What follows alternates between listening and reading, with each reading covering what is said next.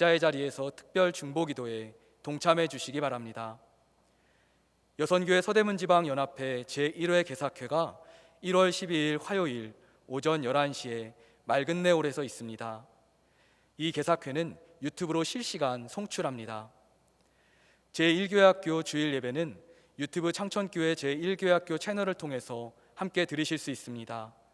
영아부, 유치부, 초등부 예배는 오전 11시, 중고등부 예배는 오전 10시 30분에 함께합니다. 2021년 재단 꽃꽂이 신청을 받습니다. 교회 홈페이지의 온라인 행정 또는 교회 사무실 서혜니 간사님께 신청해 주시기 바랍니다. 기부금 납입 증명서 발급 안내입니다. 등록교인의 경우 기부금 납입 증명서를 교회 홈페이지 온라인 행정에서 발급하실 수 있습니다. 또 발급이 어려우신 경우 교회 사무실 김미숙 간사님께 신청해 주시기 바랍니다. 2020년분 회계 서면 감사가 1월 16일 토요일 오전 10시부터 오후 3시까지 회의실에서 있습니다. 장부와 전표, 통장을 미제출한 부서의 회계는 교회 사무실로 꼭 제출해 주시기 바랍니다. 비대면 예배 헌금 안내입니다. 온라인으로 헌금을 하실 때는 교회 계좌번호로 헌금을 보내시면 됩니다. 꼭 보내시는 분의 성함과 헌금의 종류를 함께 기입해 주시기 바랍니다. 예금주는 창천교회가 속해 있는 제기독교대한 감리까지만 나오는 점 기억해 주시기 바랍니다. 교우 동정입니다. 청지기 13속의 정보경 집사님이 유학을 위해 1월 13일 캐나다 베리로 출국하십니다. 새로운 발걸음을 내딛는 집사님을 위해서 함께 기도해 주시기 바랍니다. 출산 소식입니다. 지난 1월 7일 청장년 5속의 지구왕 집사님과 주은혜 집사님 가정에 예쁜 공주님이 태어났습니다. 축하해 주시기 바랍니다. 별세 소식입니다. 지난 1월 6일 수지속의 강복순 권사님의 부군이신 배수남 성도님께서 87세의 일기로 하나님의 부르심을 받으셨습니다. 이후에 유가족들과 따뜻한 위로의 인사 나누어 주시기 바랍니다. 그 밖에 자세한 사항은 주보의 교회 소식을 참고해 주시기 바랍니다. 이상으로 교회 소식을 마치겠습니다. 오늘 우리에게 주시는 하나님의 말씀은 구약성경 시편 131편입니다. 제가 받들어 읽겠습니다. 여호와여, 내 마음이 교만하지 아니하고 내 눈이 오만하지 아니하오며 내가 큰 일과 감당하지 못할 놀라운 일을 하려고 힘쓰지 아니하나이다. 실로 내가 내 영혼으로 고요하고 평온하게 하기를 젖된 아이가 그의 어머니 품에 있음 같게 하였나니 내 영혼이 젖된 아이와 같도다. 이스라엘아, 지금부터 영원까지 여호와를 바랄지어다. 아멘.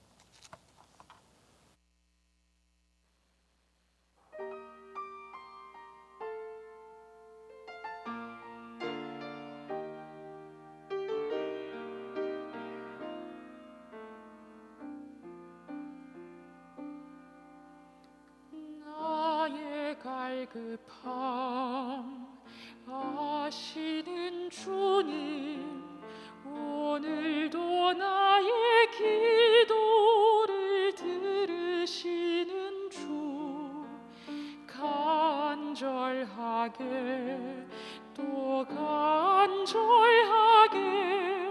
주께 기도드립니다.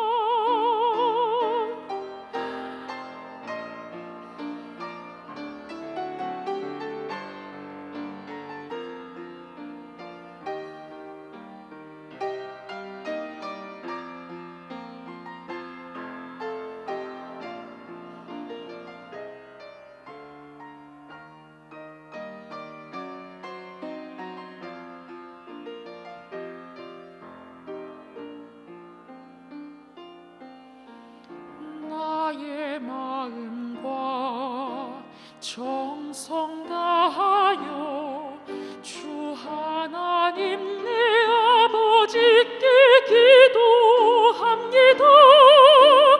나의 아버지, 오 나의 아버지, 주 은혜로 나를 채우소서. 주님 내 마음 아시지요. 주님 나의 형편아시지요. 모든 것 아시는 주님만이 나의 전부임을 고백합니다.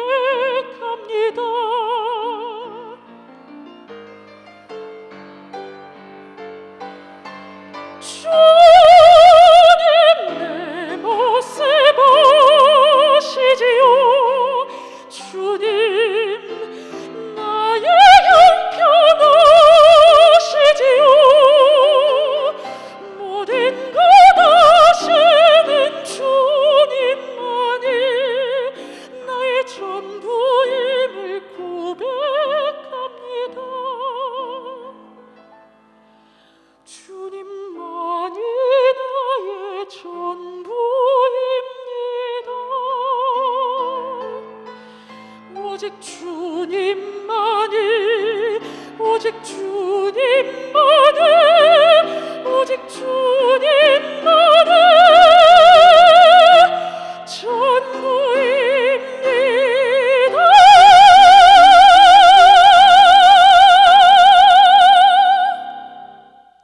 아멘, 아멘. 우리 주님께서 기뻐 받으시는 찬송이 된 줄 압니다. 감사합니다. 지난 한 주간 우리 교회는 성전 뜰밟기 행사를 가졌습니다. 비대면 예배가 길어져서 새해가 되었는데도 거의 모든 성도들이 한 번도 주의 전을 찾지 못하고 있습니다. 목이 마른 성도들에게 성전 뜰이라도 한번 밟아 보게 해드리자, 그런 마음으로 계획한 일입니다. 그런데 장애물이 한둘이 아니었습니다. 무엇보다 체감 온도가 영하 20도를 넘나드는 혹한이 찾아왔습니다. 게다가 눈까지 많이 내려서 길은 얼마나 미끄러웠는지요. 그렇게 어려운 길 오셨으니까 잠깐이라도 따뜻한 곳에 들어와 몸이라도 녹이고 또 차라도 한 잔 나누다 가시게 하고 싶었습니다. 그러나 강화된 방역 지침을 제대로 지키는 게 더 우선이라서 고심을 거듭하다가 결국 결정을 내렸습니다. 말 그대로 뜰밟기만으로 진행하자는 겁니다. 성도들을 맞이하는 교역자들은 내내 송구스럽기 짝이 없었습니다. 그런데 오히려 성도님들은 이런 기회를 고마워하셨습니다. 무릎 불편하신 권사님 한 분은 한 달에 한 번이라도 이런 기회가 있으면 좋겠다 그러셨습니다. 그토록 기뻐하시는 얼굴 보면서 영접한 목회자들도 지난 한 주간이 참 행복했습니다. 원래 계획은 지난 한 주간이었습니다. 그러나 혹시 너무 춥고 길이 미끄러워 오려던 계획을 포기한 분들 계실지도 모르고, 어쩔 수 없이 미루어야 했던 분들도 계셔서 행사를 한 주간 더 연장하기로 했습니다. 담당 교역자들에게 연락하시고 방문하시면 됩니다. 주의 전에서 함께 만나 새해 덕담도 나누시고 또 기도하며 축복하는 복된 기회가 되시기를 축원합니다. 이제 오늘 본문 말씀으로 눈을 돌려보십시오. 눈여겨보신 분들은 아시겠지만 시편 120편부터 134편까지는 공통된 표제어가 붙어 있습니다. 성전에 올라가는 노래, 이런 표제어입니다. 그 중에는 혹 다윗의 시 또는 솔로몬의 시, 이런 말이 추가된 것들도 있지만 아무튼 이 부분 전체가 성전에 올라가며 부르는 노래들 묶음입니다. 유대인들은 특별한 절기가 되면 예루살렘 성전을 찾아와 제사를 드렸습니다. 팔레스타인 지역뿐만 아니라 디아스포라가 되어서 세계 각지에 흩어져 사는 유대인들도 예루살렘 성전을 찾았습니다. 강력한 방역 지침으로 인해서 비대면 예배가 길어지니까 마음이 어떠시든가요? 영상을 통해서 이렇게 예배를 계속 드리고 있으면서도 뭔가 허전하고 답답하지 않으시던가요? 그런데 성경의 시대는 우리 시대와도 사뭇 달랐습니다. 요즘같이 길이 잘 나 있고 편리한 교통편이 있는 시대가 아니었습니다. 성전을 찾는 순례자가 된다는 것은 만만한 일이 아니었습니다. 큰 비용과 긴 시간이 들여야 했죠. 도중에 위험 요소도 많이 있었습니다. 그래서 대단한 용기와 결단이 필요했습니다. 그런 결단과 준비의 과정을 거쳐서 순례길에 올랐습니다. 오는 도중에 예상치 못한 어려움도 겪어야 했을 겁니다. 그리고 드디어 예루살렘에 도착해서 이제 저 멀리 성전을 바라보며 시온산을 오르게 됩니다. 그때 그 순례자의 마음을 어떻게 묘사할 수 있을까요? 그의 감격 그리고 설렘을 무엇으로 표현할 수 있겠습니까? 남들이 바라보는 시선을 말하는 게 아닙니다. 순례자의 마음 속에 솟아오르던 그 감격과 설렘을 말하는 겁니다. 시편 120편부터 134편까지의 시편이 바로 그런 순례자들이 부르던 노래입니다. 이 부분의 시들은 대부분 아주 짧습니다. 바로 앞에 시 119편은 전체 절수가 176절이나 되는 가장 긴 시지요. 그에 비해서 120편부터 134편까지 15편 전체의 절수가 101절밖에 되지 않습니다. 그 짧은 시들 중에서도 오늘 본문 131편은 전체가 3절에 불과합니다. 133편, 134편과 더불어서 가장 짧은 시입니다. 시편 전체로 보아도 불과 2절로 이루어진 117편을 제외하고는 가장 짧은 시입니다. 이토록 짧은 내용에 그 감격, 그 설렘을 담아낸 겁니다. 그러니 그 내용이 얼마나 깊은 울림을 주는 것이겠습니까? 이제 시작되는 본문이 시작되는 1절 말씀을 보세요. 여호와여 내 마음이 교만하지 아니하고 내 눈이 오만하지 아니하오며 내가 큰 일과 감당하지 못할 놀라운 일을 하려고 힘쓰지 아니하나이다. 시인은 제일 먼저 교만과 오만에 대해서 노래합니다. 그런데 내 마음이 교만하지 아니하고 내 눈이 오만하지 아니하오며 이 부분을 문자 그대로 읽으면 오해일 것 같습니다. 자기 마음이 그렇다고 한다면 그거야말로 교만한 것이고 오만한 것일 테니까요. 아니하고 이렇게 되어 있기는 하지만 내용상으로는 아니하겠다 그런 다짐을 한 것으로 보아야 옳을 겁니다.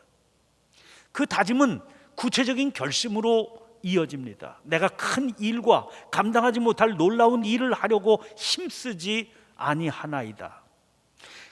감당하지 못할 놀라운 일은 알겠습니다. 주제에 넘는 과욕을 부리지 않겠다 그런 말일 테니까요. 그렇다면 큰 일은 뭘까요? 여러분 어차피 크다거나 작다거나 하는 것은 상대적인 개념 아닙니까? 남들에게는 크게 보여도 감당할 수 있는 사람이 있는 것인데 단순히 무슨 규모가 크다고 피해간다면 그건 마땅한 도리가 아닐 뿐더러 무책임한 말이 되기도 할 겁니다. 그런데 이 부분을 현대인의 성경은 이렇게 옮기고 있습니다. 나에게 과분한 일이나 내가 감당할 수 없는 일을 생각하지 않습니다. 그러니까 단순히 큰 일이 아니라 과분한 일, 즉 자기 분수에 넘치는 일이라는 겁니다. 여기서 우리는 분수라고 하는 것을 생각해 봐야 됩니다. 국어사전에서는 분수를 이렇게 3가지로 설명하고 있습니다. 하나, 자기의 신분이나 처지에 알맞은 한도. 둘, 일반적으로 인정되는 일정한 한계. 셋, 사물을 잘 분별하고 헤아리는 슬기. 그러니까 분수의 전제가 자기 한도를 아는 일이요, 자신의 일정한 한계를 인식하는 것이다. 그런 설명입니다. 그리고 그 한계라고 하는 것은 사물을 잘 분별하고 헤아리는 슬기에서부터 온다. 그런 설명입니다. 그러면 참 당황스럽습니다. 성경에 등장하는 믿음의 사람들은 여기 꼭 들어맞는 사람들이 아니거든요. 예를 들어 모세를 보세요. 미디안 광야에서 양을 치던 모세가 하나님께서 그를 불러 사명을 맡기셨을 때 자기 분수를 알고 펄쩍 뛰지 않았습니까? 그런데 하나님께서 강권적으로 일을 맡기셔서 바로 앞에 세우셨지요. 그리고 무려 40년 민족의 지도자로 출애굽의 위협을 감당하게 하셨습니다. 기드온은 압제하던 미디안이 두려워서 포도주 틀에 몰래 숨어서 타작을 하던 아주 소심하고 겁 많은 사람이었습니다. 하나님께서 그에게 이스라엘을 구원할 사명을 맡기시자 그도 역시 손살에 치면서 말했습니다. 보소서, 나의 집은 므낫세 중에 극히 약하고 나는 내 아버지 집에서 가장 작은 자니이다. 그런데 하나님은 그런 그에게 강권적으로 일을 맡기셔서 미디안 압제에서 이스라엘을 건지게 하셨습니다. 그들은 모두 자기에게 걸맞지 않은, 분수에 맞지 않는 큰 일을 행한 사람들입니다. 오늘 본문 시편 131편은 성전에 올라가는 노래 중에서도 특히 다윗의 시라고 되어 있습니다. 그러면 다윗은 어떤 사람일까요? 하나님께서 이스라엘의 첫 임금 사울을 내치시고 그를 대신할 왕을 구할 때입니다. 하나님께서는 이 일을 위해서 베들레헴 이새의 아들 가운데 대상자가 있다 하시면서 사무엘을 보내십니다.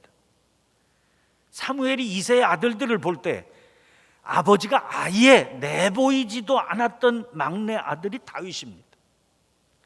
그러니까 분수로 따진다면 왕, 그야말로 언감생심입니다.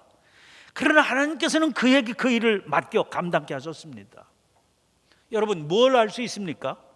크다, 작다는 것이 사람의 기준 가지고 판단할 일이 아닌 겁니다. 사람이 보기에는 아무리 엄청나 보이는 일을 할지라도 하나님 앞에서야 무슨 큰 일일 수 없지요. 그러므로 그 일이 나에게 아무리 커 보이는 일이라 할지라도 하나님께서 맡기신 일이면 어떤 일이라도 감당하는 거 교만이 아닙니다. 오히려 그게 믿음의 바른 자세요, 겸손한 일이지요. 내가 감당하는 게 아니라 내게 맡기신 하나님께서 감당하도록 해주시는 일이기 때문입니다. 그러면 여기서 다윗이 노래하고 있는 큰 일과 감당하지 못할 놀라운 일이란 어떤 일일까요? 자기가 어떻게든 하고 싶은데 하나님께서 허락하지 않으신 일이 바로 그 일입니다. 다윗은 하나님께서 허락하지 않으신 일인 줄 알면서도 자기가 할 수 있는 일이고 꼭 하고 싶어 한다면 그게 마음의 교만함이고 눈의 오만함으로 인한 것인 줄 알겠다. 그런 일은 하지 않겠다. 그렇게 다짐하고 있는 겁니다. 여기서 우리가 특히 주목해야 될 게 있어요. 이 시편이 성전에 올라가는 노래라는데, 그런데 다윗의 시라고 하는 사실입니다. 여러분, 어딘가 이상하지 않은가요? 이 시는 다윗이 성전에 올라가면서 불렀던 노래 일수가 없거든요. 왜 그렇습니까? 다윗은 성전을 간절히 짓고 싶어 했어요. 자기는 잘 지어진 궁전을 지어서 거기 살면서 하나님을 위해서는 내가 그렇게 하지 못하고 있구나, 이게 견딜 수 없이 송구스러웠던 거거든요. 얼마나 귀하고 선한 마음입니까? 또 참 겸손하기도 하지요. 그러나 하나님은 그 일을 허락하지 않으셨습니다. 결국 성전 지을 준비는 그가 다 갖추었지만 자기 당대에는 지지 못했지요. 그 아들 솔로몬 시대에 가서 지을 수 있었습니다. 그러니까 다윗은 성전에 올라간 적이 없다는 거죠. 그러면 이 시는 어떤 노래일까요? 성전을 향해서 올라가는 순례자가 그 성전과 관련된 다윗의 믿음을 떠올리면서 불렀던 시다, 그렇게 보아야 옳을 겁니다. 여러분, 순례자가 기억하는 다윗의 믿음이란 무엇이겠습니까? 아무리 순전한 마음이었다고 그래도 하나님께서 맡기신 일이 아닌데 자기가 해보겠다 그렇게 나선다면 주제 넘은 일이다. 아무리 하나님을 위한 마음이었다 해도 하나님의 허락이 없이 행하겠다 덤벼드는 일은 분수를 모르는 일이다 하는 깨달음이에요. 그러므로 성전을 향하여 나아가는 순례자는 다짐을 합니다. 그런 마음은 버리겠습니다. 그러면 그 다짐은 어떻게 이루어질 수 있을까요? 이어지는 2절 말씀입니다. 실로 내가 내 영혼으로 고요하고 평온하게 하기를 젖된 아이가 그의 어머니 품에 있음 같게 하였나니 내 영혼이 젖된 아이와 같도다. 발육이 빨라진 요즘의 경우에는 첫 돌 지날 때쯤이면 모유를 떼게 됩니다. 모유만으로는 발육에 필요한 영양을 충분히 공급받을 수 없다는 이유지요. 밥을 먹기 시작하려면 젖을 떼야 되거든요. 그런데 이 일이 참 쉽지가 않습니다. 갓난아이는 젖을 떼면 엄마와 떨어져야 될지도 모른다, 그런 위기감을 느끼거든요. 그래서 엄마는 보채는 아이를 이때 거칠게 다루지 말아야 됩니다. 아니야, 젖을 떼더라도 엄마가 너와 늘 함께 있어. 이걸 아이가 몸으로 느낄 수 있도록 해줘야 되는 겁니다. 이 일이 성공적으로 이루어지게 되면 그 후에 아이는 엄마의 품에서 깊은 안도감을 느끼게 되는 겁니다. 그때 아이에게 찾아오는 말할 수 없는 고요함과 평온함이 있는 겁니다. 성전을 향해 올라가면서 순례자는 자기가 그 아이와 같다 그렇게 고백합니다. 여러분, 그동안 왜 그렇게 불안했던가요? 사방 모든 게 자기의 일이었습니다. 자기가 책임져야 되고 자기가 처리해야 할 일들로 가득했어요. 그래서 쫓기듯 살았던 겁니다. 그러니 어디서도 평안을 몰랐죠. 이거 놓치게 되면 벼랑에서 떨어지는 것 같아요. 여기서 떠나면 허공에서 떨어지는 줄 안 겁니다. 심지어 하나님 안에서도 그랬습니다. 그래서 구하고 바라는 게 그렇게 많았던 겁니다. 수없이 보채고 매달리며 살았습니다. 그런데 그럴수록 에너지는 점점 더 고갈됩니다. 영혼은 피폐하고 마음은 메말랐습니다. 하나님의 이름으로 구했지만, 그래서 믿음으로 산다고 그랬지만 사실은 하나님께서 맡기신 게 아니라 자기가 이루고 싶은 야망이었습니다. 성전을 바라보며 성전과 관련된 다윗의 삶과 믿음을 떠올리자 그걸 생생하게 깨닫게 되었을 겁니다. 그래서 다짐을 하는 겁니다. 그러자 영혼의 고요함과 평온함이 밀리듯 찾아온 겁니다. 이제 이 순례자는 가슴이 뜁니다. 시온산 높은 곳에 자리 잡은 성전에 빨리 올라가서 사방을 내려다보며 큰 소리로 외치고 싶은 그런 충동을 느낍니다. 그게 3절 말씀입니다. 이스라엘아, 지금부터 영원까지 여호와를 바랄지어다. 1절, 2절 지금까지는 내 얘기였습니다. 그런데 이제는 이스라엘을 부르고 있죠. 자기를 재판하는 로마 총독 베스도 그리고 아그리빠 왕을 향해서 오늘 내 말을 듣는 모든 사람도 다 이렇게 결박된 것 외에는 나와 같이 되기를 하나님께 원한다, 그랬던 사도 바울이 떠오릅니다. 이 순례자의 마음이 그와 같았던 겁니다. 자기가 지금 누리고 있는 이 삶을 세상 모든 사람들이 누렸으면 좋겠다, 그런 강렬한 소원이 불타오르고 있었습니다. 이것이 큰 일과 감당하지 못한 놀라운 일을 하려고 힘쓰지 아니하겠다고 했던 바로 그 사람의 입에서 터져나오는 외침입니다. 지금 정인이라고 하는 이름이 온 나라를 울리고 있습니다. 저도 기도의 자리에 나갈 때마다 한 주간 내내 눈물이 쏟아졌습니다. 2019년 6월 10일에 태어난 정인이는 무슨 사정 때문인지 입양기관에 넘겨졌습니다. 아직 너무 어려서 그런 자신의 형편을 알지 못해서였을까요? 위탁모의 집에서도 해맑은 웃음으로 가득했던 아이입니다. 이 아이가 2020년 2월 3일 한 가정에 입양됩니다. 그런데 정인이의 양부모는 3차례나 아동 학대 혐의로 고발되었습니다. 마지막으로 고발했던 소아과 의사 증언에 의하면 이때 정인이는 삶을 체념한 것 같아 보였다고 그랬습니다. 결국 정인이는 태어난 지 16개월, 입양된 지 254일째인 지난 10월 13일 사망했습니다. 사인은